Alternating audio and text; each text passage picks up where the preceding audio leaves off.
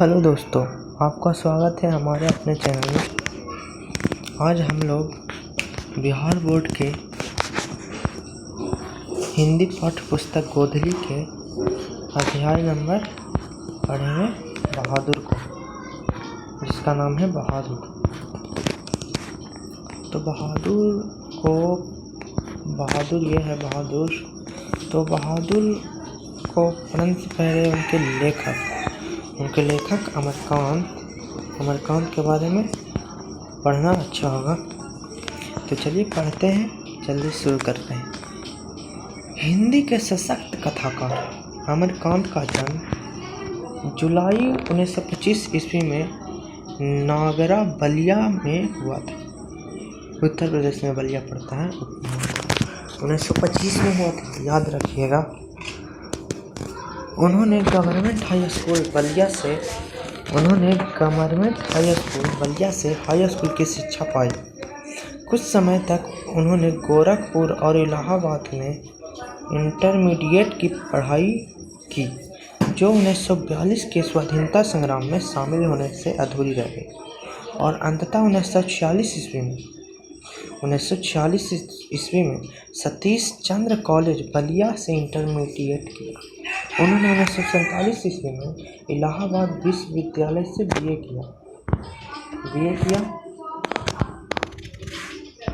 किया।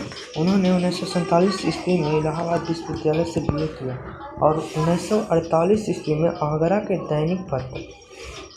दैनिक पत्र सैनिक के संपादकीय विभाग में नौकरी कर ली। आगरा में ही वे प्रगतिशील लेखक संघ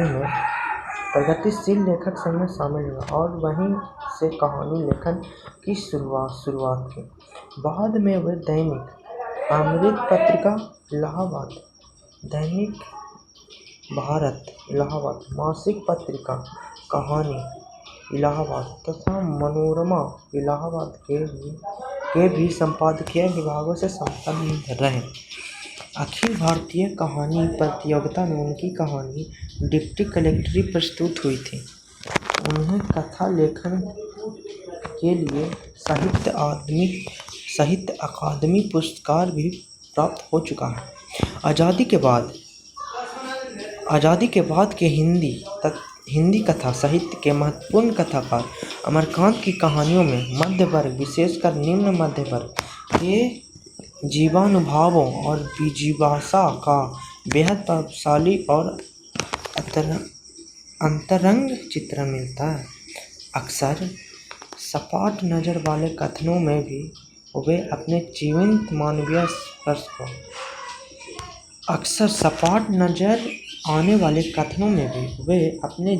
मानवीय स्पर्शन के कारण अनोखी आभा पैदा कर देते हैं।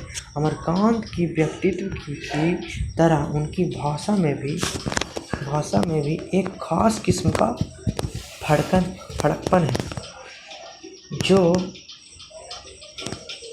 है।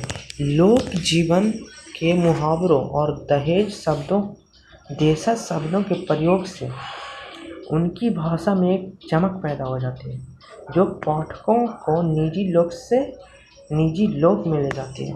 अमरकांत की कई कहानियाँ, संग्रह और उपन्यास हैं।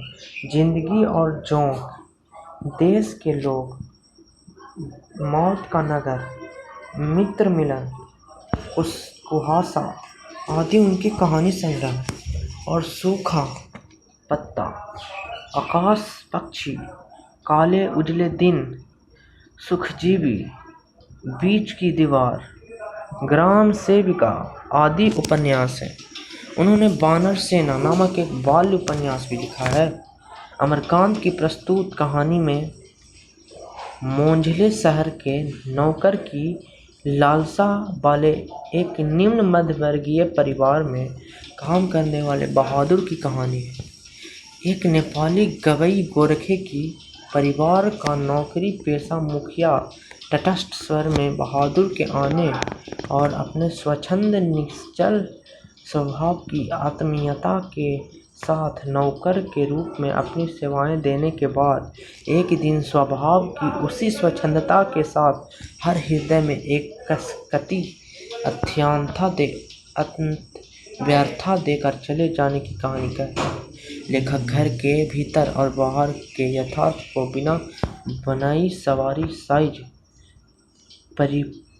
परिपक्व भाषा में पूरी कहानी बयान करता है।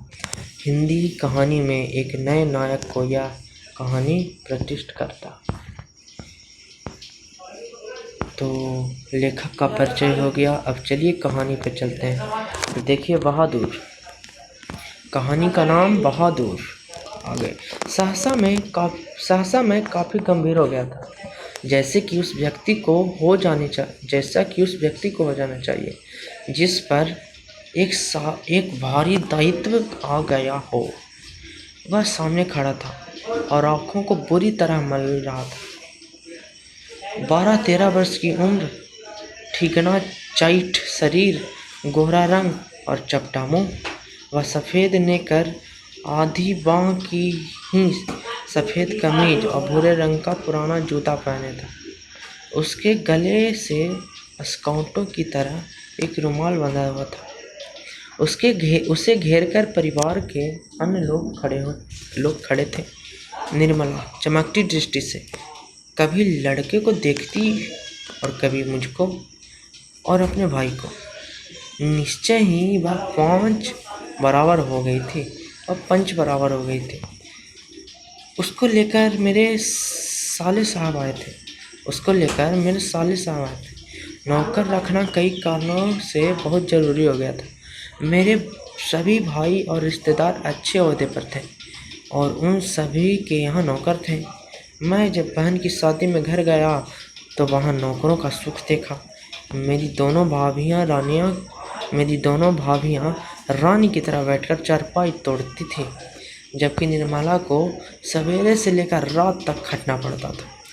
मैं ईर्ष्या से जल गया। इसके बाद नौकरी पर वापस आया तो निर्मला दोनों जून नौकर चाकर की माला जपने लगी।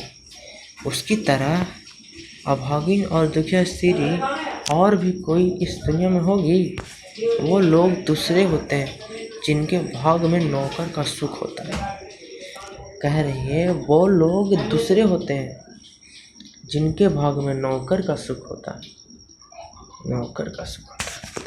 पहले साले साहब से असाधारण विस्तार से उनका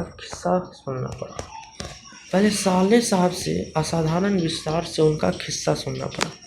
एक नेपाली था जिसका गांव नेपाल और बिहार की सीमा पर था। उसका बाप युद्ध में मारा गया था और उसकी माँ सारे परिवार का भरण पोषण करती थी। माँ उसकी बड़ी गुस्सा और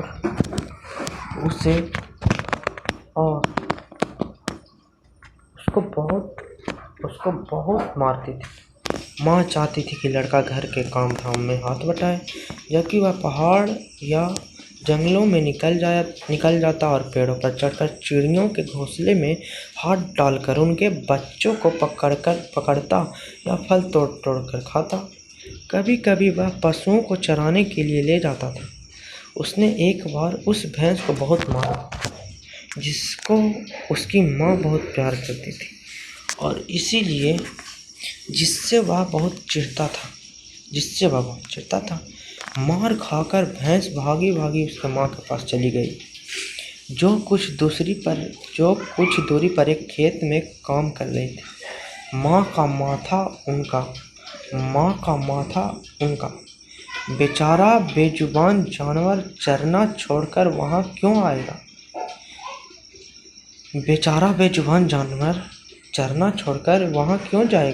आएगा। जरूर लौंडे ने इसको काफ़ी मारा है। वह गुस्से से पागल हो गई।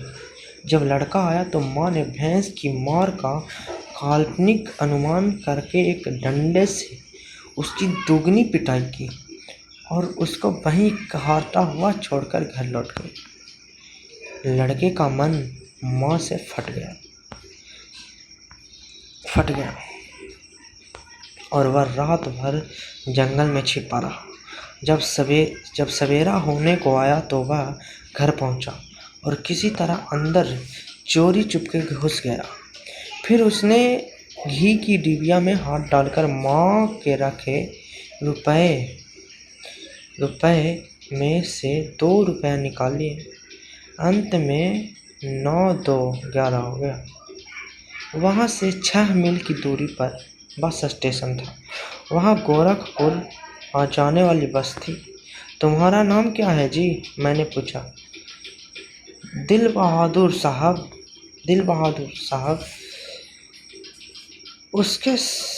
उसके स्वर में एक मीठी झलझलाहट थी। मुझे ठीक याद नहीं कि मैंने उसको क्या हिदायतें दी। शायद यह कि वह शरारतें छोड़कर ढंग से काम करे और घर को अपना घर समझे। इस पर घर में नौकर चाकर को बहुत प्यार और इज्जत से रखा जाता है। इस घर में नौकर और चाकर को बहुत प्यार और इज्जत से रखा जाता है। जो सब खाते हैं पहनते हैं, वही नौकर चाकर खाते पहनते हैं। अगर वह वहाँ रह गया तो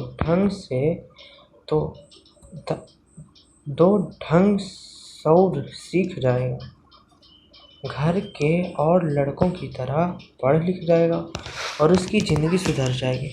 निर्मला ने उसी समय कुछ व्यवहारिक उपदेश दे डाले थे। इस मोहल्ले में बहुत तुच्छ लोग रहते हैं।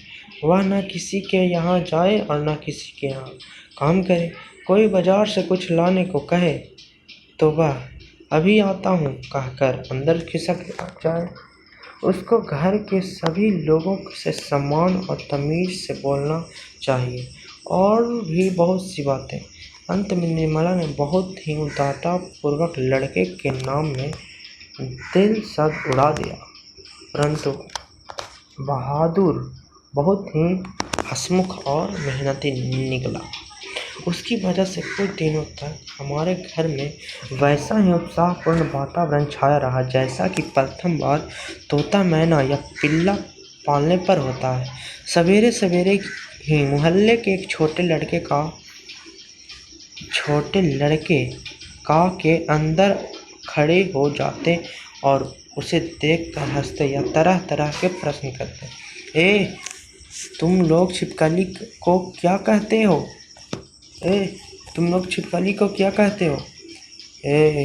तुमने शेर देखा है? ऐसी ही बातें। उसे पहाड़ी गाने की फरमाइश की जाती। घर के लोग भी उसमें इसी प्रकार के छेड़खानियाँ करते थे। वह जितना उत्तर देता था उससे अधिक हंसता था। सबको उसके खाने और नाश्ते की बड़ी फिक्र रहती थी। निर्मला आंगन में खड़ी होकर पड़ोसियों को सुनाते हुए कहती थी, बहादुर आकर नाश्ता क्यों नहीं कर लेता? मैं दूसरी औरतों की तरह नहीं हूँ जो नौकर चाकर को जलती बुनती है। मैं तो नौकर चाकर को अपने बच्चे की तरह रखती हूँ।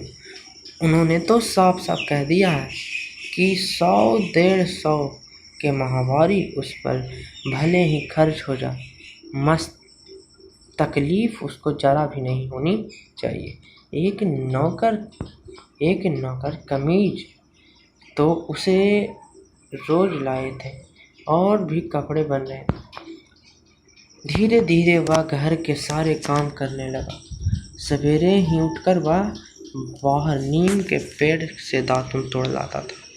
वह हाथ का सहारा लिए बिना कुछ दूर तक तने पर दौड़ते हुए चढ़ जाता था।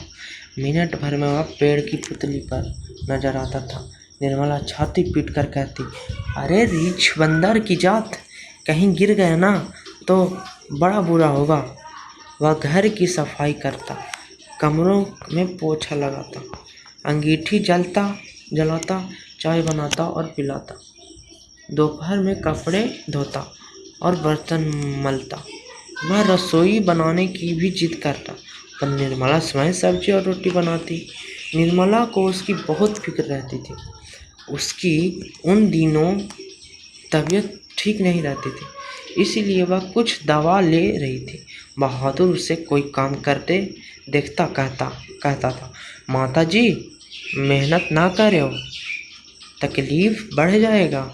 वह कोई भी काम करता होता, समय होता पर हाथ धोकर भालू की तरह दौड़ता हुआ कमरे में आ जाता और दवाई का डिब्बा निर्मला के सामने लाकर रख देता। जब मैं शाम को दफ्तर से आता तो घर के सभी लोग मेरे पास आकर दिन भर के अपने अनुभव को सुनाते थे। बाद में वह भी आता। वह एक बार मेरी आंख देखकर सिर झुका लेता और धीरे धीरे मुस्कुराने लगता। वह कोई बहुत ही मामूली घटना की रिपोर्ट देता। बाबूजी, बहन जी का एक सहेली आया था, या बाबूजी, भैया सिनेमा गया था। इसके बाद वह इस तरह हंसने लगता था गोया बहुत ही मज़ेदार बात कह रही हो। उसकी हंसी बड़ी कोमल और मीठी थी, जैसे फूल की पंखुड़ियाँ बिखर गई हो। मैं उससे बातचीत करना चाहता था, पर ऐसी इच्छा रहते हुए भी मैंने जानबूझकर बहुत ही मरमियो हो जाता और दूसरी ओर देखने लगता था। निर्मला कभी कभी उससे पूछती, बहादुर, तुमको अपनी माँ की याद नहीं आती? नहीं। क्यों? वह मारता क्यों था? इतना कहकर वह खूब हंसता था, जैसे मार खाना खुशी की बात हो। तब तुम अपना पैसा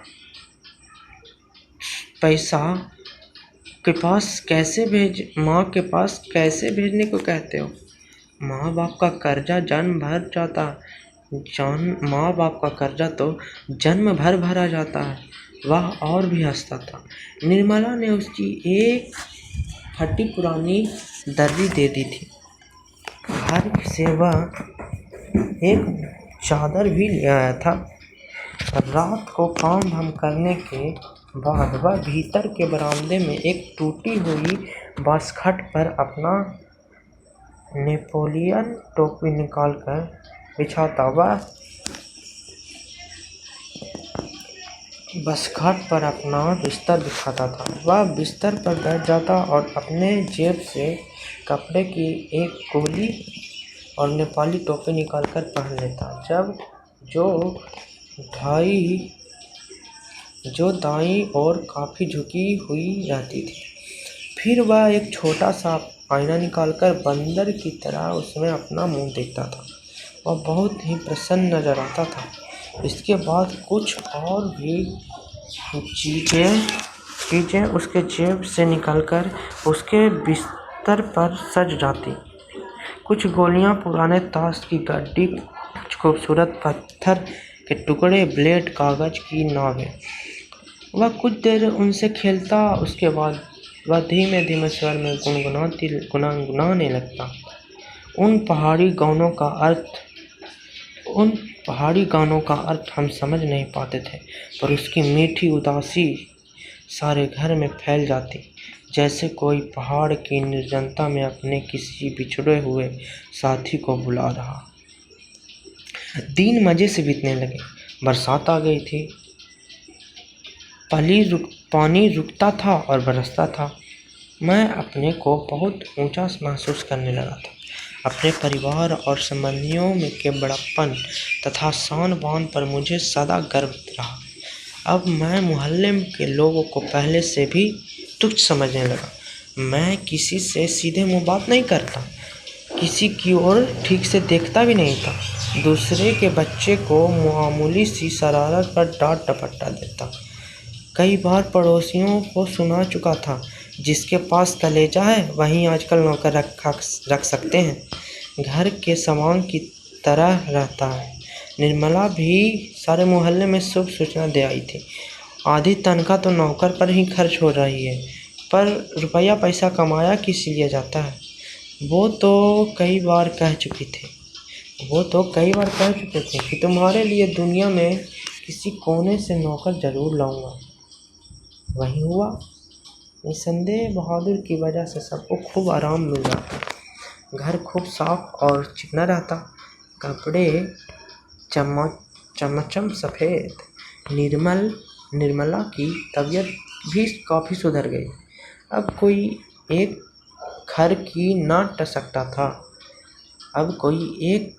टसकता था, किसी को मामूली से मामूली काम करना होता तो बहादुर को आवाज़ देता, बहादुर एक गिलास पानी, बहादुर पेंसिल नीचे गिर गया उठाना। इस तरह की फरमाइशों बहादुर घर में फिरकी की तरह मारता रहता। सभी रात में पहले ही सो जाते थे और सवेरे 8 बजे के पहले ना उठते थे।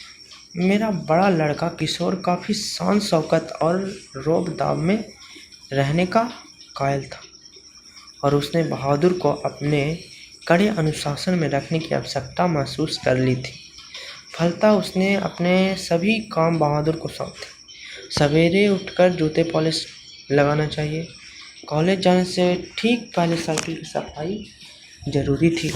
रोज़ हो उसके कपड़ों की धुलाई और इस्त्री होनी चाहिए और रात में सोते समय नित्य बहादुर से अपने शरीर की मालिश कराता और मुक्की भी लगवाता।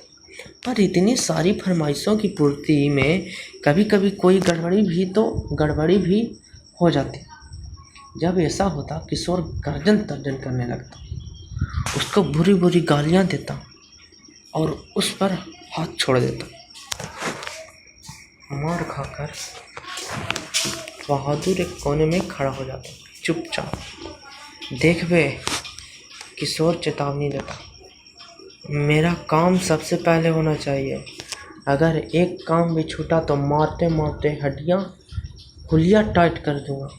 साला कामचोर, करता क्या है तू? बैठे बैठे खाता है।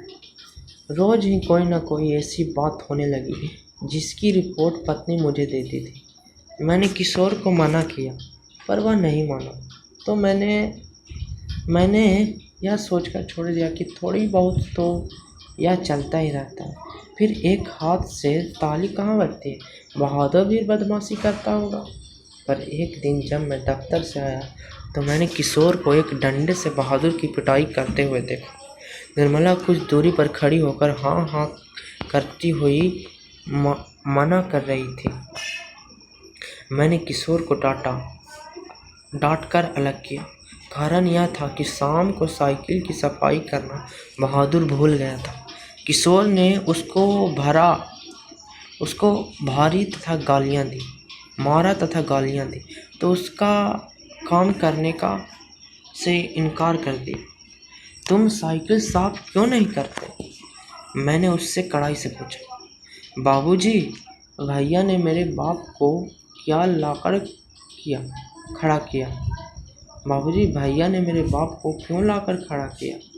वह रोते हुए बोला, मैं जान। तुम फिर से काम करने से इनकार कर दिया। तुम साइकिल साफ क्यों नहीं करते? मैंने उससे कड़ाई से पूछा। बाबूजी, भैया ने मेरे बाप को क्यों लाकर खड़ा किया? वह रोते हुए बोला। मैं जानता था कि किशोर उसको और भद्दी गालियाँ देता था, लेकिन आज उसने सुअर का बच्चा कहा था जो उससे बर्दाश्त न हुआ। निसंदेह वह गाली उसके बाप पर पड़ती थी। मुझे कुछ हंसी आ गई। खैर, किशोर के व्यवहार को अच्छा नहीं कहा जा सकता था, पर गृह स्वामी होने के कारण मुझ पर कुछ और गंभीर दायित्व भी थे। मैंने उससे समझाया, बहादुर, ये आदत ठीक नहीं। तुम ठीक से काम करोगे तो तुमको कोई कुछ नहीं कहेगा। मेहनत बहुत अच्छी चीज़ है।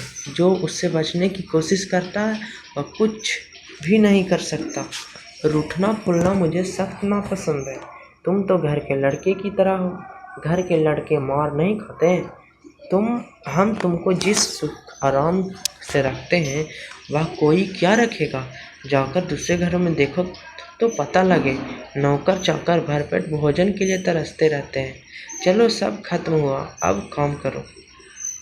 वह चुपचाप सुनता रहा, फिर हाथ मुंह धोकर काम करने लगा। जल्दी वह प्रसन्न भी हो गया। रात में सोते समय वह अपनी टोपी पहनकर देर तक गाता रहता। लेकिन कुछ दिनों बाद एक और गड़बड़ी शुरू हुई। निर्मला बहुत पतली पतली रोटियां सेकती थी, इसलिए वह रोटी बनाने का काम कभी भी बहादुर को नहीं लेती थी। लेकिन मोहल्ले की किसी औरत ने उसे यह कह दिया कि कह दिया कि परिवार के लिए रोटियां बनाने के बाद वह बहादुर से कहे कि वह अपनी रोटी खुद बना लिया करे, नहीं तो नौकर चाकर की आदतें खराब हो जाती है, महीना खाने से उनकी हालत बिगड़ जाती है। यह बात निर्मला को जच गई थी और रात में उसने ऐसा ही प्रयोग किया। वह अपनी रोटियां बनाकर चौके में से उठ गई। बहादुर का मुंह उतर गया। वह चूल्हे के पास सिर झुकाकर चुपचाप खड़ा रहा। क्या हो गया रे? निर्मला ने पूछा। वह कुछ नहीं बोला। चल चुपचाप बना अपनी रोटियां। तू सोचता है कि मैं तुझे पतली पतली नरम नरम रोटियां सेक कर खिलाऊंगी? तू कोई घर का लड़का है? नौकर चाकर अपना बनाता खाते ही रहते हैं। तीता तो इनको लग रहा है कि सारे घर में के लिए मैंने रोटियां बनाई। तीता तो इनको इसलिए लग रहा है कि सारे घर के लिए मैंने रोटियां बनाई। इनको अलग करके इनके साथ भेद क्यों किया है? वाह रे, इसके पेट में तो लंबी दाढ़ी है। समझ जा, रोटियां नहीं सेकेगा तो भूखा रहेगा। पर बहादुर उसी तरह खड़ा रहा तो निर्मला का गुस्से से बुरा हाल हो गया। उसने लपक कर उसे माथे पर 2-3 थप्पड़ जड़ दिए। सुअर कहीं के, इसलिए तुझे किशोर मारता है। इसी वजह से तेरी माँ भी तुझे मारती होगी। चल बना रोटी। मैं नहीं बनाऊंगा। मेरी माँ भी सारे घर की रोटियां बनाकर मुझे रोटी सेकवाती थी। वह रोने लगा था। क्या मैं तेरी माँ हूँ कि तू मुझसे जिद कर रहा है? घर के लड़कों के बराबर बन रहा है। मारते मारते मुंह रंग दूंगी। पर उसने अपने लिए रोटी नहीं बनाई। मुझे भी बड़ा गुस्सा आया। मैंने उसे डांटा और समझाया, पर वह नहीं माना। रात भर वह भूखा ही रहा। पर सवेरे उठकर वह पहले की तरह ही हंसने लगा। उसने अंगीठी जलाकर अपने लिए रोटियां सेकीं। अपनी बनाई मोटी रोटी और भद्दी रोटियों को देखकर वह खिलखिलाने लगा। फिर रात की बची हुई सब्जी से उसने खाना खा लिया। लेकिन निर्मला का भी हाथ खुल चुका था। वह भी उससे कुछ चिढ़ भी गई थी। अब बहादुर से कोई भी गलती होती तो वह उस पर हाथ चला देती। उससे मारने वाले घर में 2 व्यक्ति हो गए थे और कभी कभी एक गलती के लिए उसे दोनों मारते। बरसात बीत गई थी। आकाश दर्पण की तरह स्वच्छ दिखाई देता। मैंने बहादुर की माँ के पास चिट्ठी लिखी थी कि उसका लड़का मेरे पास मज़े में है और मैं उसकी तनख्वाह के पैसे उसके पास भेज दिया करूँगा। लेकिन कई महीने के बाद भी उधर से कोई जवाब नहीं आया। मैंने बहादुर से कह दिया कि उनका पैसा यहाँ जमा रहेगा, जब वह घर जाए तो लेता जाएगा। पर अब बहादुर से भूल गलतियाँ अधिक होने लगी थी। शायद इसका कारण मारपीट और गाली गलौज हो। मैं कभी कभी इसको रोकना चाहता, फिर सोचकर चुप और लगता कि नौकर चाकर तो मारपीट खाते ही रहते हैं। एक दिन रविवार को मेरी पत्नी के एक रिश्तेदार आए। वह बीवी और बच्चों के साथ थे। वह अपने किसी खास संबंधी के यहाँ आए थे, तो यहाँ भी भेंट मुलाकात करने के लिए चले आए। घर में बड़ी चहल पहल मच गई। मैं बाजार से रोहू मछली और देहरादूनी चावल ले आया। नाश्ता पानी के बाद बातें की जलेबी छलने लगी। इसी समय घटना हो गई। अचानक उस रिश्तेदार की पत्नी नीचे फर्श पर झुककर देखने लगी। फिर उन्होंने चारपाई के अंदर झांककर देखा। अंत में कमरे के अंदर गई और फर्श पर खड़े हुए कागजों को उठाकर जांच पड़ताल करने लगी।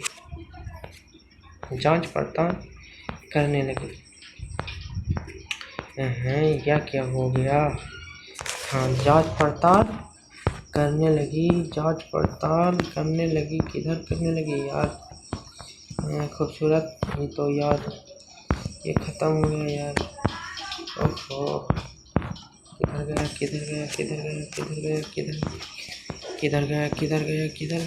गया? अचानक उस रिश्तेदार की पत्नी नीचे फर्श पर झुककर देखने लगी। फिर उसने चारपाई के अंदर झांककर देखा। अंत में कमरे के अंदर गई और फर्श पर पड़े हुए कागजों को उठाकर जांच पड़ताल करने लगी। क्या बात है? मैंने पूछा। रिश्तेदार की पत्नी जबरदस्ती मुस्कुराकर मजबूरी से सिर हिलाते हुए बोली, क्या बताएं? 11 रुपए साड़ी के खूट में से निकालकर कहीं चारपाई पर रखे, पर वे मिल नहीं रहे। आपको ठीक से याद है ना? हाँ, खूब अच्छी तरह याद है। ये रुपए मैंने खूट में बांध कर रखे थे। रिक्शे वाले को देने के लिए खूट खोला ही था, फिर वे रुपए चारपाई पर रख दिए थे। फिर 4 रुपए की मिठाई मंगा लूँगी और कुछ बच्चों के हाथ पर रख दूँगी। रास्ते में कोई ढंग की दुकान नहीं मिली थी, नहीं तो उधर से ही लाती। कभी के किसी के यहाँ खाली हाथ जाने में अच्छा नहीं लगता। बताइए अब मैं तो कहीं की ना रही। फिर मेरी ओर झुककर धीमे स्वर में कहा था, जरा उससे पूछिए ना, वह इधर आया था। कुछ देर तक वहाँ खड़ा रहा, फिर तेजी से भाग चला गया था। अरे नहीं, वह ऐसा नहीं है, मैंने कहा। You not know these people are expert in this art, रिश्तेदार ने कहा। मैंने बहादुर की ओर तिरछी दृष्टि से देखा। वह सिर झुकाकर आटा गूंथ रहा था। उसके चेहरे पर संतुष्टि और प्रफुल्लता थी। उसने ऐसा काम तो कभी नहीं किया, बल्कि जब किसी उसने 2-4 आने इधर उधर पड़े देखते तो उठाकर निर्मला के हाथ में दिया देते थे। पर किसी के दिल की बात कोई कैसे जान सकता है? ना मालूम अचानक मुझे क्या हो गया, मैंने गुस्से में आ गया। बहादुर, मैंने कड़े स्वर में कहा। जी बाबूजी, इधर आओ। वह आकर खड़ा हो गया। तुमने यहाँ से रुपए उठाए थे? जी नहीं बाबूजी, उसने निर्भय उत्तर दिया। ठीक बताओ, मैं बुरा नहीं मानूंगा। नहीं बाबूजी, मैं लेता तो बता देता। तुम यहाँ खड़े नहीं थे, रिश्तेदार की पत्नी ने कहा। फिर तेजी से बाहर चले गए। देखो भैया, सच सच बता दो, मिठाई खरीदने और बच्चों को देने के लिए थे ये रुपए थे। मैं तो बुरी फंसी। अब वापस जाने के लिए रिक्शे के भी पैसे नहीं। मैं तो बाहर नमक लेने गया था। सच सच बता बहादुर, अगर नहीं बताए तो बहुत पीटूंगा। मैं पुलिस से सुपर्द कर दूंगा। मैं चिल्ला पड़ा। मैं नहीं लिया बाबूजी। बहादुर का मुंह काला पड़ गया था। पता नहीं मुझे क्या हो गया, मैंने सहसा उछलकर उसके गाल पर 2 तमाचा जड़ दिया। मैं आशा कर रहा था कि ऐसा करने से वह बता देगा। तमाचा खाकर वह गिरते गिरते बचा। उसकी आंखों में आंसू गिरने लगे। मैंने नहीं लिया। इसी समय रिश्तेदार साहब ने एक अजीब हरकत की। अच्छा छोड़िए, इसको पुलिस के पास ले जाता। इतना कहकर उसने बहादुर का एक हाथ पकड़ लिया और उसको दरवाजे की ओर घसीट कर ले गए। पर दरवाजे के पास उससे धीरे धीरे बोले, देखो, तुम मुझे बता दो, मैं कुछ नहीं करूँगा, बल्कि तुम्हें इनाम में 2 रुपए दे दूँगा। पर बहादुर ने इनकार कर दिया।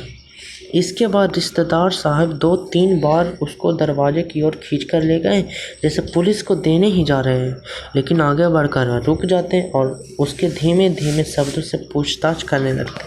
अंत में हार कर उन्होंने उसको छोड़ दिया और वापस आकर चारपाई पर बैठते हुए हंसकर बोले, जाने दीजिए, ये सब बड़े घाघ होते हैं। किसी झाड़ी बाड़ी में छिपाया होगा या ज़मीन में गाड़ आया होगा। मैं तो इन सबको खूब जानती हूँ। भला भालू बंदर से कम थोड़े होते हैं ये। चलिए, इतना नुकसान लिखा था। इसके बाद निर्मला ने भी उसको डराया धमकाया और 2-4 तमाचे जड़ दिए, पर वह नहीं करता रहा। इस घटना के बाद बहादुर काफ़ी डांट मार खाने लगा। घर के सभी लोग उसे कुत्ते की तरह धुर्राया करते। किशोर तो जैसे उसकी जान के पीछे पड़ गया था। वह उदास रहने लगा और काम में लापरवाही करने लगा। एक दिन मैं दफ्तर से विलम्ब से आया। निर्मला आंगन में चुपचाप सिर पर हाथ रखकर बैठी थी। अन्य लड़कों का पता नहीं था, केवल लड़की अपनी माँ के पास खड़ी थी। अंगूठी अभी नहीं जली थी। आंगन गंदा पड़ा था, बर्तन बिना मले हुए रखे थे। सारा घर जैसे काट रहा था। क्या बात है? मैंने पूछा। बहादुर भाग गया। भाग गया? क्यों? पता नहीं। आज तो कुछ हुआ भी नहीं था। सवेरे से ही बड़ा प्रसन्न था। हमेशा माताजी किए रहा। दोपहर में खाना खाया। उसके बाद आंगन से सिल बट्टा लेकर बरामदे में रखने जा रहा था। वह सिल हाथ से छूटकर गिर गई और 2 टुकड़े हो गई। शायद इसी डर से वह भाग गया कि लोग मारेंगे, पर मैं इसके लिए उसको थोड़ी कुछ कहती। क्या बताऊं, मेरी किस्मत में आराम ही नहीं। कुछ ले गया, यही तो अफसोस है। कोई भी सामान नहीं ले गया। उसके कपड़े, उसका बिस्तर, उसके जूते सभी छोड़ गया। पता नहीं उसने हमें क्या समझा। अगर वह कहता तो मैं उसे रोकती थोड़ी, बल्कि उसको कुछ खूब अच्छी तरह पहना उड़ाकर भेजती। हाथ में उसकी तनख्वाह के रुपए रख देती। 2-4 रुपए और अधिक दे देती, पर वह तो कुछ ले ही नहीं गया। और वह 11 रुपए? अरे वह सब झूठ है। मैं तो पहले ही जानती थी कि वे लोग बच्चों को कुछ देना नहीं चाहते, इसलिए अपनी गलती को और लाज छिपाने के लिए प्रपंच रच रहे हैं। उन लोगों को क्या मैं जानती नहीं? कभी उनके रुपए रास्ते में गुम हो जाते हैं, कभी वह गलती से घर पर छोड़ आते हैं। मेरे कलेजे में तो जैसे कोढ़ रहा था। किशोर को भी बड़ा अफसोस है। उसने सारा शहर छान मारा, पर बहादुर नहीं मिला। किशोर आकर कहने लगा, अम्मा, एक बार भी अगर बहादुर आ जाता तो मैं उसे पकड़ लेता और कभी जाने न देता। उससे काफ़ी उससे माफ़ी मांग लेता और कभी नहीं मारता। सच, अब ऐसा नौकर कहीं नहीं मिलेगा। कितना आराम दे गया वह। अगर वह कुछ चुराकर ले गया होता तो संतोष हो जाता। निर्मला आंखें पर आंचल रख कर रोने लगी। मुझे बड़ा क्रोध आया। मैं चिल्लाना चाहता था, पर भीतर ही भीतर कलेजा जैसे औंठ रहा। मैं वहीं चारपाई पर सिर झुकाकर बैठ गया। मुझे एक अजीब सी लघुता का अनुभव हो रहा था। यदि मैं ना मारता तो शायद वह ना जाता। मैंने आंगन में नजर दौड़ाई। एक और स्टूल पर उसका बिस्तर रखा था। अलगनी पर उसके कुछ कपड़े टंगे थे। स्टूल के नीचे वह भूरा जूता था जो मेरे साले साहब के लड़के का था। मैंने उठाकर अलगनी के पास गया और उस नेकर की जेब में हाथ डालकर उसके सामान निकालने लगा। वहीं गोलियां, पुराने ताश, वहीं गट्टी, खूबसूरत पत्थर, ब्लेड, कागज की नावें। तो आप पढ़ रहे थे अमरकांत की लिखी कहानी बहादुर। तो आज के लिए बस इतना ही। मिलते हैं अगले वीडियो में। Tata, bye bye.